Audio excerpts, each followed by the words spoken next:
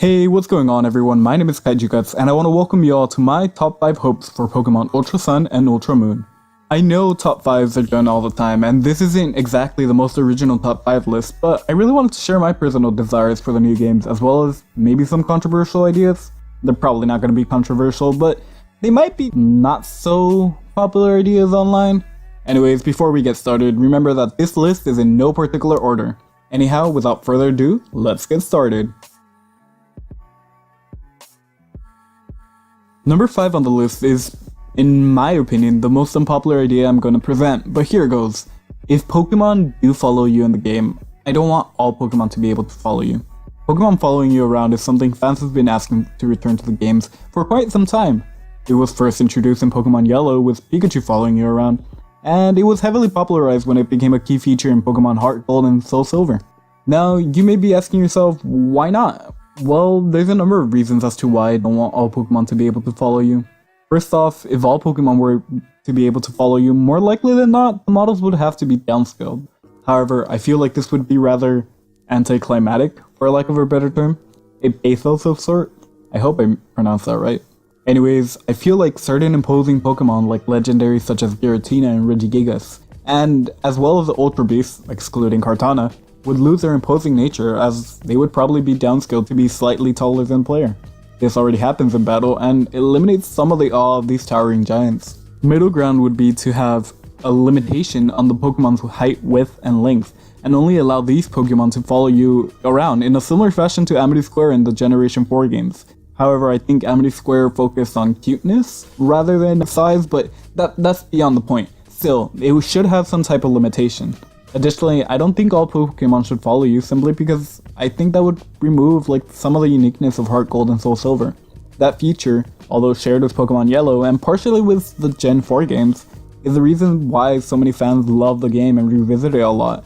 I know my closest friends love the game and think it's the best Pokemon game to come out. But if this feature were to be shared with other games, I feel like it would make the Gen 2 remakes lose a lot of their charm. Additionally, having these bigger models follow you around will probably make the game lag a lot. It already happens in multi-battle since 8 models is a lot for the games to handle. Well, then again, it would just be an additional model to have on the overworld, so who knows. Regardless, if Ultra Sun and Ultra Moon do give all Pokemon the ability to follow you around, despite the fact that the models will be downsized, I do feel like it will be underwhelming, but it won't ruin the games for me. Quite the opposite, actually. I do really want to have my favorite Pokemon follow me around, including Guzzlord and Scolipede, but downsized models won't do their highest justice. So, although it's gonna be great to see all these Pokemon that I love follow me around, it's gonna be kinda underwhelming to see them be around my height or just a bit taller. Now, continuing, number 4 goes to new Alolan forms. Particularly, I'd like to see Alolan forms for the Johto Pokemon. As I speculated in a previous video, which I will link down below, it would fit the trend of the Virtual Console games being the only way to obtain the original form of the Johto Pokemon, and it would give a new spin to some older Pokemon that many love, but don't get as mentioned as often because they just aren't competitively viable, or they're just not present in newer games, or any other reason really. If you want to hear me speculate more as to why I think Johto Alolan forms would be possible, check out my latest podcast, which will be linked down below. The video has a complete explanation of the trends mentioned earlier, and I mentioned a few Pokemon I personally think should get Alolan forms. In the number 3 spot, we have new Pokemon in general. When Ultra Sun and Ultra Moon were first announced, it was stated that there would be new Pokemon in these games. Thus far, however, we only have 3. And they're not even new Pokemon per se. 3 new Pokemon that have been revealed are Lycanroc Duskform, Ultra Solgaleo, and Ultra Lunala. And I'm not even sure if Ultra Solgaleo and Ultra Lunala are the actual names for these Pokemon. I do personally consider some forms new Pokemon, such as in the case of Lycanroc Dusk, but even if we were to stretch my definition of quote-unquote new Pokemon to include Solgaleo and Lunala with Ultra Armor, that's still just 3 Pokemon. I'm not asking for 80 new designs. If I ask for that, I might as well ask for a new region. All I'm asking for is for at least 4 to 5 new Pokemon that don't include Solgaleo and Lunala's new forms. There were some quote-unquote leaks sometime before Sun and Moon came out that stated that there would be a sea cucumber Pokemon, i.e. Pyukumuku, a mushroom, i.e. Shiinotic and its pre-evolution, and a rugby monkey, i.e. the simian. Additionally, the leaker mentioned that there would be a snowman and a dolphin Pokemon, which did not appear in Pokemon Sun and Moon. If these leaks are 100% true, and not super lucky guesses, maybe these two designs were saved for Ultra Sun and Ultra Moon. That gives Game Freak a total of technically 3, including Lightning Rock Dusk form, new designs. All they need is 1 or 2 designs the leaker was unaware of, and release those in the new games. Of course, this might not happen and we might just have the Pokemon present in Sun and Moon, but who knows? On to hope number 2, revamp the Festival Plaza.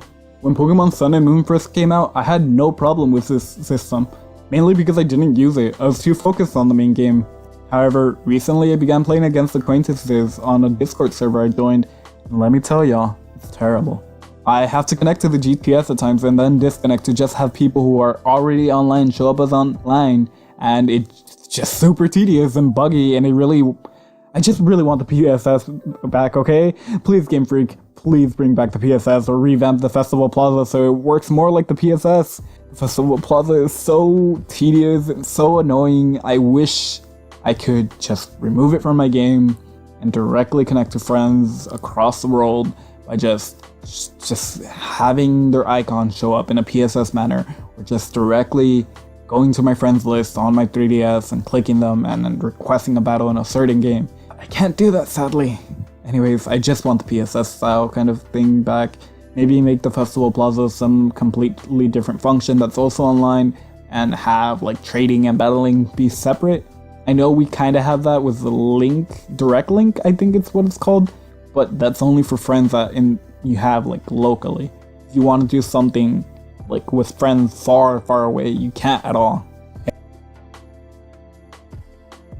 Anyways, moving on to the number 1 spot, we have a skip cutscene option.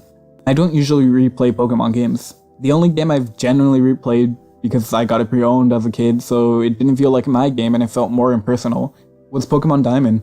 Aside from that, I'm currently trudging through Pokemon Yellow on the Virtual Console, and I say trudging because after playing Sun and Moon, oh boy, those are so slow. Gen 1 is a slow game, but anyways, that's beyond the point. Aside from those 2 games and Pokemon Gold or Silver in the near future, I don't really replay games, but despite these older games being slower, I'm more likely to replay them than to replay Sun and Moon.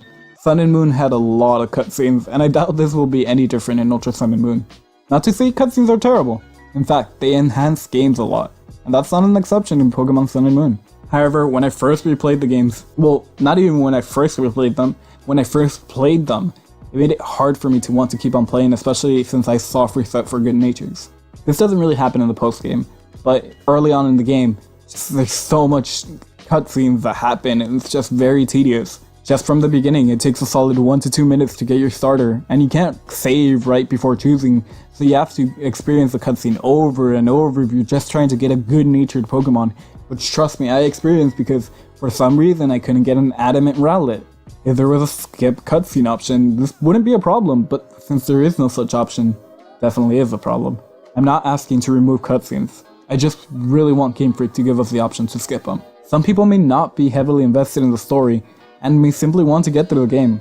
Regardless, that's just the end of my rambles. So what do you all think? Do you agree that Ultra Sun and Ultra Moon should follow these hopes? Or do you think I'm just complaining too much?